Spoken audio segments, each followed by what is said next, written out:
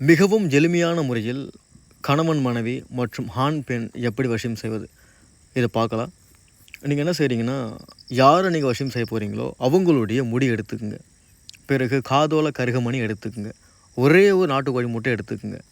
நீங்கள் என்ன செய்கிறீங்கன்னா, ஒரு வாழை இலையில் அல்லது தையலை அதில் இந்த காதோல கருகமணி வச்சுருங்க. நீங்கள் யார் வசியம் செய்ய போகிறீங்களோ அவங்களுடைய முடியை நீங்கள் அதில் சுற்றுங்க.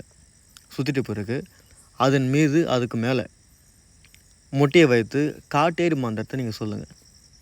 சொல்லி முடிச்சிட்ட பிறகு மதியானமோ அல்லது இரவிலோ மயானத்திற்கு சென்று ஒரு ஜான் அளவுக்கு பள்ளம் தோண்டுங்க.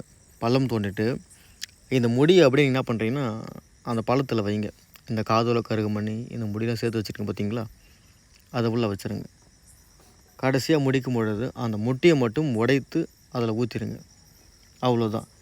நீங்கள் யாரை வசியம் செய்ய போகிறீங்களோ அவங்க 100% உங்களுக்கு மோகமாவாங்க, வசியமாவாங்க.